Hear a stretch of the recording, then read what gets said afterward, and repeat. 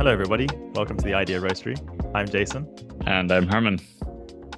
One thing that's always been a binding factor for our friendship is the love of coffee. So I'm going to start off with asking, what's your coffee routine at the moment? So my coffee routine Your is I've got regimen. my regimen. I think of it more as a routine rather than a regimen, like a ritual, Okay, if you a will. ritual.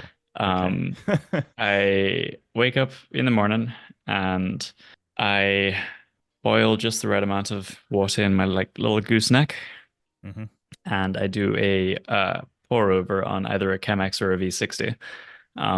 It's gotten to the point where I'll even take my V60 with me when I go away for the weekend and stuff, just Yeah. because I really want to have a good cup of coffee while I'm away. I've got a hand grinder as well, so I wake up, hmm grind while the water's boiling, pop it in there, and Yeah. it's actually very relaxed. Then I do the bloom where you saturate all the coffee grinds, let them get really nice and wet, and then leave them to dry out for about a minute, or to let it drip through for about a minute, and then you go back and you pour the rest of the water in, and that just prevents the carbon dioxide that escapes from the beans in the beginning from just letting water pass over it without actually extracting any of the flavor and the caffeine and stuff like that. And then I have a um, insulated, uh, let's call it a coffee pot that I pour it out of the Chemex and into that so I can take it to the couch. And then Yeah. Emma and I will sip on that for about half an hour through the morning. It makes about 4 cups of coffee. Mm. And it's also a good time of day for us to catch up, touch Yeah. base, see what our day is going to be about before hmm getting into it. And I particularly, I love that time, but I also particularly love uh, coffee that has gone through a paper filter. It's like very Mm. clean. There's very little bitterness. There's no grit, and hmm so that's my preferred way of taking coffee. What Yeah. about yourself? Well, yeah, mine's almost exactly the same, right? So I'm also I'm more on the Chemex front. I haven't I'll be honest, I haven't got a V60 yet. Um I mean, if you got a uh V60, it's just, sorry, if you've got a Chemex, it's pretty much like yeah. a less robust V60. You just have to be careful with it. Like you put it down on Yeah, the yeah, yeah. countertop too hard, it's gone. Yeah. You got to practice those like fine muscle movements. Yeah, so I usually do the Chemex. I've also got a gooseneck kettle. Yeah, also a hand grinder. So pretty much the same boat. And like just before this podcast, actually, I was just doing some grinding, like warming it up, getting it to temperature, doing the little bloom and all that kind of stuff. And also, yeah, I guess also very into the filters. How long have you been doing filters for? So it's actually a fairly recent development for me. I went through most of my adult life making coffee in a moka pot, Oh yeah. and then about 2 years ago or a year and a half ago, I was out at a festival with some friends, and I was making coffee in a moka pot, and he was making coffee with a AeroPress. Oh yeah. And I realized that the AeroPress paper filter fit perfectly inside of my moka pot. So I decided to give it a spin. So I made Mhm. my moka pot coffee with an AeroPress filter, and the coffee came out so good that Mm. I'm like, okay, paper filters are the way to go. And so for a period of time, I just did paper filters inside of my moka pot. Mhm. But then, I like my YouTube recommends me a lot of coffee stuff because I am interested Yeah. in coffee. You and I did a home barista course together. This is like Yeah. 5 years ago. Yeah. Um, and it's uh, it, a lot of things that were recommended were on pour overs, and you'll see Mm. like coffee shops around major cities now offering pour over as an option, and it Mm. always comes out really nice. So I decided to shell out and get a Chemex, and I pretty much never went back. Here's another thing that's really interesting about a pour over is that, and this kind of defies expectation. Pour over or a filter coffee has significantly more caffeine than Mhm. espresso-based drinks. And by significantly, I mean like 60, 70% more caffeine because Mm. caffeine is extracted when when the beans are in contact with water. And so the longer the beans are in contact with water, the more caffeine is extracted. And with the Yeah. Chemex, you pour water over there and it kind of sits in it a little bit and it takes, 2 or 3 minutes to go through. Whereas with an espresso, it goes pop into the machine, done, 20 Yeah. seconds. And so it actually has very little time to extract that caffeine. So, Hmm. but it does a really good job of extracting flavor. And so it turns out filter coffee is here. Yeah, yeah. So I think I had that realization not so long ago because I was thinking like when I started working, like I had a job where I was drinking like 6 coffees a day. And it was like, you know, not like the most cheapest coffee, I guess. So it was like, Americanos and like flat whites. But then, yeah, I came across this fact that like the filter is more. And so because I've been drinking filter recently, I thought I was just becoming less, tolerant towards caffeine because I was like having like 1 cup, maybe two, and then I was like just completely like caffeinated. So I thought it was like my body, but now realizing that it's actually just way more concentrated in there kind of makes me feel better. But it also means that my afternoon routine of coffee is kind of like completely null and void, right? So when I have a Chemex, I basically I have to have it as soon as possible after waking up, or else I'm just gonna be wrecked for the rest of the day. Well, not wrecked, but I'm gonna be like at 110, like Yeah, yeah. Do you sometimes get like anxious or like feel bad after having too much caffeine? feel bad. Not really. I kind of get like my head gets a little bit like rushy. Mm-hmm. Like my vision gets like a little bit like sort of weird. And yeah, it is kind of like an anxious and like not so settled feeling Yeah. when I've had too much. But I also like to channel that, right? I like to like feel that little bit of like uneasiness. But also I know that there's, I think it's also knowing that it's like it's the caffeine that it's going to wear off, like that kind of like Yeah, you're not depletes stuck the in this state anxiety. forever. Yeah. It's not like, oh my god, I'm going to do this forever. Yeah.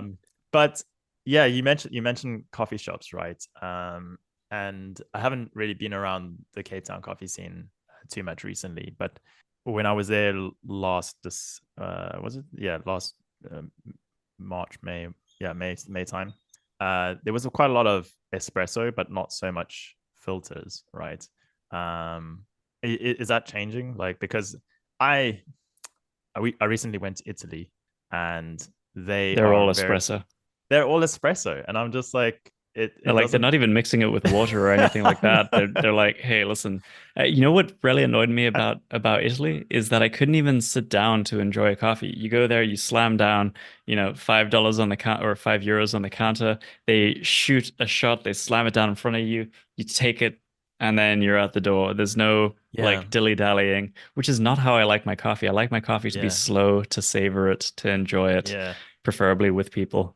yeah. I mean, it's kind of like a development, right? Because yeah, I felt the same. Like the yeah, I get it. You like invented the espresso, but like walking around Italy, I found it really hard to find like what I would say is like a more artisanal coffee shop, right? And it all tasted the same. It's all like kind of like burntish, like like kind of like gritty. And I was like, is this what they've been like? I get the culture, but is this what they're like raving about? I know, Um, and everyone's like, "Oh, Italian coffee, they're like the kings of coffee." But the best coffees that I've had in the world all come from unassuming towns that just have a higher hipster population, right? oh yeah, oh So yeah. it's like, you have to have someone. So you get your like whiskey people, you get your wine people, you Beer get people. you get your beer people, and you also get your coffee people, and they become incredibly passionate about it, and they get the chemical symbol for tattoo for caffeine tattooed on their Oh arm, yeah, and maybe a yeah. coffee plant, and like he's going to pull you a really good cup of coffee, right? Mm, And so the higher the concentration of these kinds of people in the city, the better the coffee. And so Cape Town has got a decent amount of that. mm, Cork in Ireland, also mm, surprisingly good coffee culture. And then there are some small towns in the Rocky Mountains in the United States that surprisingly good coffee as well. But also, a high population of semi-wealthy hipsters. Yeah.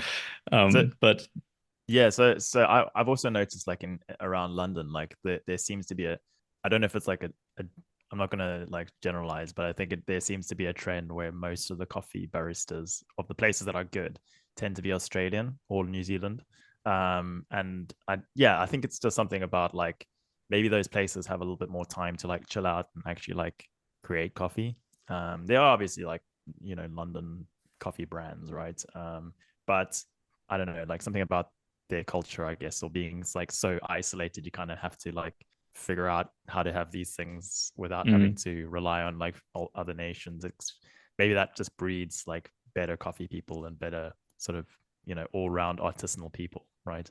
Yeah, and so to answer your original question over there, the filter scene in Cape Town is not really big. Like if you go to Simple Brew, you can ask them to do it as a pour over. Same with Rosetta. Rosetta Mm. has a pretty good batch filter that Oh yeah, whenever I go there, I get that now.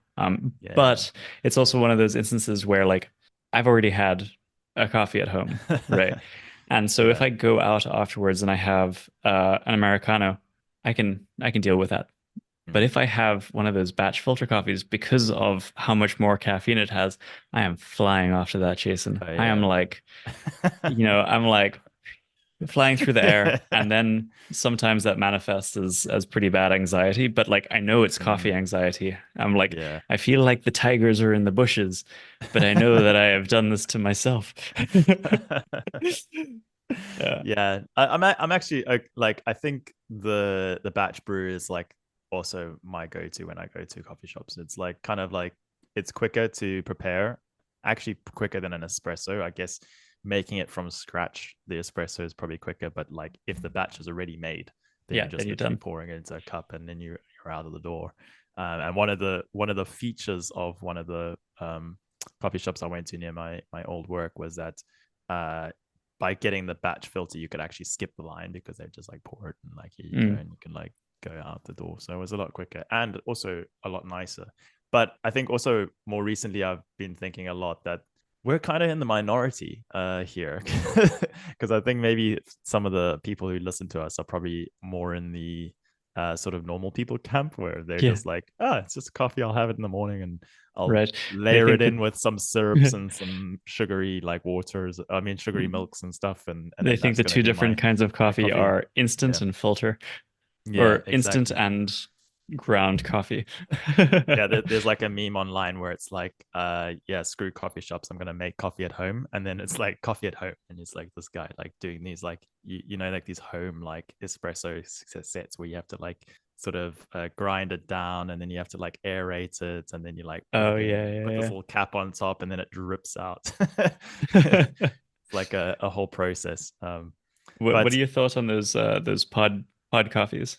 uh, yeah, so it's fun because I've since real you mean like Nespressos and stuff like that. Nespresso type things, yeah. Yeah, so it's actually really good marketing because I saw this video where someone was saying it was like they've figured out a way to get people to pay more for coffee at home, right? Because it's really like the pods are really expensive compared to like just making it yourself. Um, yeah, I guess they're good. Like it's better than nothing, I guess, when you're in like a hotel or something and they have one of these things. But I don't know, nothing really beats just like the preparation of coffee, I think. Like but also don't get me wrong, I'm not like a coffee snob, right? Like I also enjoy A bad instant cup of coffee every coffees, now and then. Yeah, not bad, but like I'll have it, right? It's yeah. not like I'm not gonna shy away from it. If like sometimes you're in like a small sort of camp, like small town vibe, and then you like ask what they have on coffees, and then they'll give you like just like a Nescafe or something. Like in a polystyrene cup, and like that like I actually have a lot of really good memories just drinking like Yeah. Nescafe out of a polystyrene cup. I think when me, Chris, and I went up the coast, what, three Mm. years ago now, Mhm. and we were at that hotel in Oh yeah. Langebaan. That's what we had. Just a polystyrene cup, bit of bit of Nescafe. Yeah. Watch the ocean. But that, yeah, that's also a part. I think part of it is people like don't like they just see it as like just a drink. And I've actually seen some people say that they're like worried to go into one of these like prime coffee shops because I think there is like an element of like aggression because like the guy's like or the person is too they know too much about coffee and there's going to be almost like this nervousness about like what do I order and like what I go for. It's kind of like going to a fancy wine bar and they'd say, "What wine would you like, sir?" And you say, "White." Yeah, exactly. For me, I get that when I go into like a butcher and they've got all the deli meats. I mean, you won't have this effect. You maybe have it with like vegan cheeses or something. But you go in and like you like have to like, can I have that one, please? It's like, you mean the salami al der or like the and cheeses also like you just don't know which Yeah. like what the different types of cheeses are, and then they look at you like you've never ordered a cheese before. Yeah, But there are aficionados of everything, right? And yeah, like my alcoholic drink of choice is now whiskey and soda water, right? mm, I'm not a whiskey person. So when I am at a restaurant and I'm having drinks with friends or something and I order a whiskey and soda water and they say, "What whiskey?" I just say, "Your cheap whiskey." And and they get it for me and it's great. yeah, but I guess if you're a listener and you've never been into like an artisanal coffee shop or you're worried, I think the go-to coffee is like a flat white. Yeah. It's kind of like it's like a cappuccino. Don't ask for any frills. I'd say don't ask for like maybe you can have like if there's like a sugar. Usually they'll have the sugar to the side where you have to put your own cap on and get a sugar. But But the try and milk will already make it quite sweet. yeah, Like sweet enough. exactly. Yeah, Yeah. and don't ask for caramelized or anything like that. Yeah. And that's kind of like the entry level, I'd say, if you've never been into an artisanal coffee shop. There's also something else to be said about milky coffee. So your cappuccinos, your lattes, your flat whites, is that if they don't pull a good espresso shot, so if they don't, yeah, just do a good espresso shot for you, it doesn't matter as much because a lot of that flavor is mellowed out by the taste of the milk, right? Whereas if you're drinking something like an Americano or a shot of espresso or something like that, um, if it's done badly, you might get a burnt taste, you might get a Mhm. over extracted flavor, you might get an under extracted flavor. And so having the milk in there. Also, if you're not super into the taste of coffee, hey, it's Mm. like a little dessert for breakfast as well. Yeah, exactly. The other thing I was thinking about recently is like this idea of a 24-hour cafe or a 24-hour coffee shop. First of all, off the bat, what do you think about that? So I personally am very sensitive to caffeine, or maybe I'm just self-aware and everyone is sensitive to caffeine, Mm, right? Is that if I have coffee after 11 o'clock, I can feel it affect my sleep. mhm, I have a harder time falling asleep and I have a harder time staying asleep. And there's also really good research to suggest that even people who think that they sleep perfectly fine after having a cup of coffee, when you go out with a friend and then after dinner they say, "Hey, you want to get some coffees?" And so, three or four people around the table order a cup of coffee at like mm, 9 o'clock at night. And I'm like, yeah. you're all madmen, right? I mean, But like hopefully it's like diluting the alcohol, right? Because it's like kind of right, like right. a counterbalancing force, I imagine. But and also, I guess when you have to drive home, that's also like a bit of a must-have, I guess. Yeah, but even so is that it even if you don't think it messes with your sleep, Oh yeah. studies have shown definitively that it does. The quality of your sleep degrades, and you are worse at cognitive tasks the next day as Mm, a result of that. Um, and and personally, if I had coffee at 4 o'clock in the mm, afternoon or later, I just wouldn't sleep. I'd just be up until 3, 4, 5 in the yeah. morning. Um, and so a 24-hour coffee shop makes sense, just not for me. But there's a twist, right? So the twist is that you obviously have to switch into something else in the evenings, and it can't be cocktails, right? The idea comes from this like I guess idea of like the 24-hour city, right? And sometimes it's like at night and you're just not feeling the vibe at home to like work. You might be like doing like not like sometimes you're doing like an all not like an all-nighter. I don't really do those anymore, but like you do work a little bit later. And so sometimes you might want to just go to a coffee where there's other people that are like around you. Because I think one of the great things about a coffee shop is that there is like a bit of a buzz, and that kind of like almost makes you feel like you need to be working and you need to have like a bit of energy about what you're doing. And I think having access to that vibe for people who are like really sort of ambitiously trying to work towards something might be quite cool. But there has to be like an alternative. And this also brings me on to another sort of topic, is the idea of decafs and coffee alternatives. Mm, mm, mm. How often do you order decaf? I That's actually offer decaf. I order decaf fairly regularly. And the reason for that is that I love coffee, right? mm, There are the people who are like, oh, why would you order coffee if it's decaf? And it's like, mhm, because I love coffee and I also mm, enjoy my sleep. But the alternative is for me to just not drink coffee because, as I yeah, mentioned, it messes with my sleep. So if it's after 12 o'clock during the day and I feel like a coffee, I'll make myself a decaf or I'll order a decaf because I love the flavor, I love the ritual, I love sitting down and sipping on it. mm, Um, Coffee alternatives have always missed the mark a little bit for me. You've got like mesquite and chicory mm, and other things like that. And they, as Douglas Adams put it, they are not entirely unlike coffee, but they mhm, are, but they are not coffee. mm.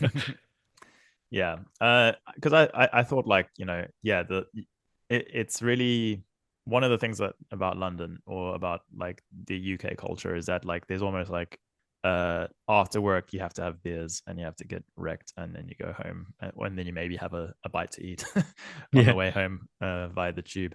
And I was thinking like there has to be like an alternative way, and there's like going to coffee shops doesn't really work because like the caffeine bit might interfere with your sleep, as you said. So there almost needs to be like a uptick in like decaf coffee bars or something like that. But I don't know if like for me, I've never really had a decaf that like tasted really amazing. I guess I've had a there are, few.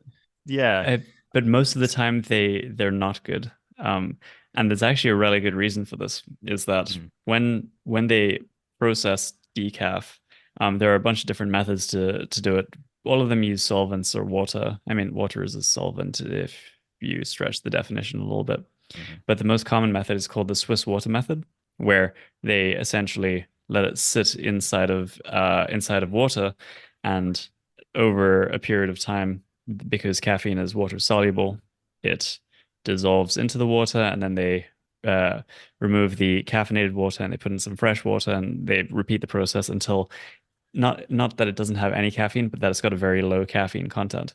mhm, Um, the problem with this is that it opens up the, I don't know what the correct term is, but like the pores or the little um, entryways into the coffee mm, bean. And so the decaf coffee becomes stale a lot faster than regular coffee. And so, and also because decaf doesn't sell as well as regular coffee, coffee shops that do stock decaf, they don't go through bags as fast as they would of regular coffee. So decaf has a higher probability of getting stale, and it also has a higher probability of sitting around under the counter for longer. And mm. so most decafs that you get at a coffee shop are probably stale. Yeah, yeah.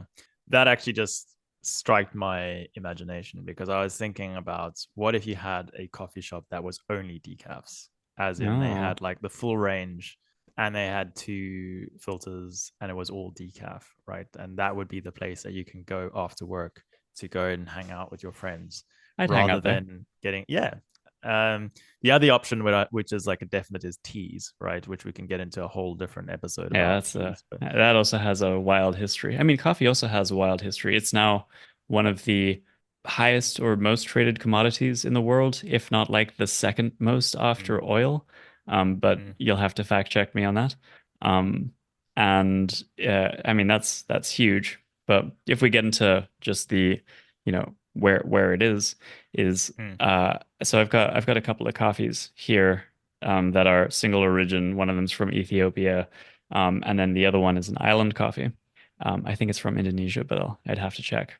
So coffee plants have to have certain growing conditions, Hmm. and that would be like a large amount of sunlight during the day, and then and fairly dry, and then high humidity and a bit chilly at night. And you get that kind of um, that kind of environment in two places, and that's high altitude mountains or on islands, because the in the mountains it's got a lot of access to sunlight, and then during the night the clouds roll in and make it nice and moist and cold. And similarly on islands, it's got access to sun during the day, and then oceanic clouds roll in the evenings. Mm. Um, and so you'll Indonesia is now the fastest growing coffee hub, but for the longest period of time it was Brazil and Colombia, right? Mm. But Yeah. now if you buy it, it's like Ethiopia, Indonesia. You also get Vietnamese coffee, which is also all Mm. right. Um, Yeah. but yeah, But it comes from all over, right? I think like that, and that's like maybe the appeal of coffee is it kind of is like a solidifying sort of common ground for everyone, right? Well, not everyone, but because some people don't drink coffee at all, but like everyone kind of has some idea of the culture that surrounds coffee, and yeah, I think that's what draws me to it is that it's kind of got a bit of a history to it. There's also I guess from the software developer world, there like coffee is almost entrenched into our way of life, right? Because you or always see just like like knowledge work in general. Yeah, yeah, yeah, like coffee, like there's always that equation, something plus coffee equals code or something like that. Or like, yeah, like a developer is just someone who inputs coffee and like outputs code. Like yeah. it So there's a yeah. are you familiar with Michael Pollan? He wrote a book on like the history of coffee. I've heard of him. I haven't read the book though. So his thesis is that uh, modern society co-evolved with access to coffee or access to caffeine, Mm. and that is the perfect drug for the modern world because we do a lot of knowledge work, but especially when we moved into places like during the Industrial Revolution, started doing factory work and stuff like that, Hmm. where you had to be fairly precise and you had to be um, stimulated and aware of your Mm. surroundings. Whereas previously in like agrarian societies, you could actually reasonably just like stay a little bit drunk the entire day. And a lot of people did because it was also a way of sterilizing water. Yeah. But then during, industrialization, coffee and a lot of tea started being drank.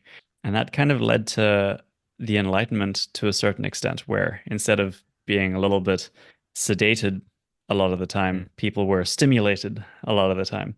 Mm. And I think it also led to a certain extent to being the drug that is the most used in the world. By actually definitely the most used drug in the Mm. world. I mean, it is firmly a stimulant.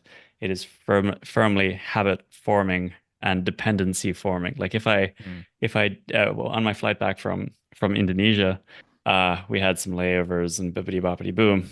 But when I was on South African time, I would wake up at 5 o'clock in the morning with what I can now identify as a caffeine headache Mm. because it had been such a long time. Like it was morning in Indonesia 5, 6 hours previously. And my Yeah. body's like, you're late on drinking your caffeine. Mm. What's up? And Yeah. so I was literally getting caffeine withdrawal headaches because of a change in time zones. Yeah, like, and in the same way it shapes like society, it also shapes, I guess, cities, and like you and I being like sort of urbanists kind of at heart, and is like coffee shops is almost like they are combined with cities, right? Like Yeah, it's a big it's a factor. third place to many people. Yeah, because the city is meant to sort of be this like metaphor for progress and development, and I guess that goes along with the stimulation effect that it has. But also one of the things that I like about coffee is that if you are embedded into it for long enough, you do actually see like an evolution, and there is like innovations that are happening. Like for instance, the AeroPress. was only invented in like 2004-ish, 2005, somewhere around there. There's a new And method to brew coffee on Kickstarter every day. exactly. I mean, like, and that's what's really cool about it. And also, like, this, I guess the style of coffee shops, like, there's always something new to be seen. And I kind of like the individualism when they keep those individual. I don't like the Starbucks and like the copy paste, like bootleggers and all those ones. I've got big gripes with them, but like, I mean, they've got their place, I guess, for the regular Joe Schmo who just wants it's not a bit of a kick to get them going. But yeah, like the vibe of a coffee shop is very hard to beat. Yep. And yeah, like the innovation that you see is also really interesting, like how it evolves and how you go from like espressos is all you got. Not in obviously not in Italy because they're still Yeah. drinking the same damn espressos, but like different types of coffees, like different regions now. Like you can see that it's evolving into where they go.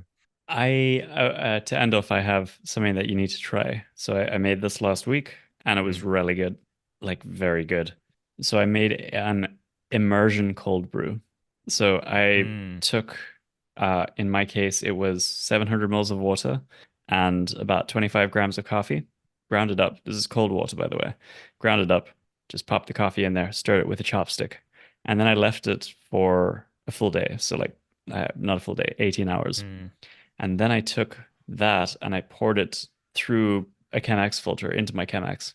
And Mm. I had immersion cold brew.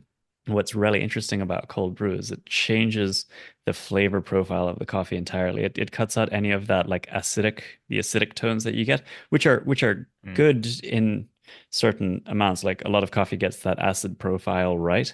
But with a cold brew, it removes it for some reason, or it doesn't extract it.